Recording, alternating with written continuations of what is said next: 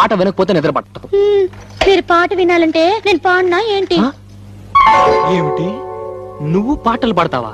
ఏంటండి మరీ అంత తేలిక తీసేశారు? మా ఆశ్రమంలో ఫంక్షన్లు జరుగుతున్నప్పుడు పెద్ద పెద్ద వాళ్ళు వచ్చినప్పుడు నా చేతే పాటలు పాడించేవారు. పాటలు పాడుతున్నప్పుడు ఒకటే చప్పట్లు కొట్టే కొద్దీ నేను పాడేదాన్ని. మరి ఇన్ని రోజులు నాకు ఎందుకు చెప్పలేదు డార్లింగ్? ఏదో ఒకటి వదులు. తలుపులు ముయ్యండి. ఏ ఎవరిని వింటారనా? కాదండి, నా పాట మీరు తప్ప మీరు ఎవ్వరూ వినకూడదు. నా పాట మీకే అంకితం. ఓ ఏం కొట్టేవి నచ్చలక. వస్తానుండు, నీ పాట నాకే అంకితం. ఓకే, ఏది పాడు.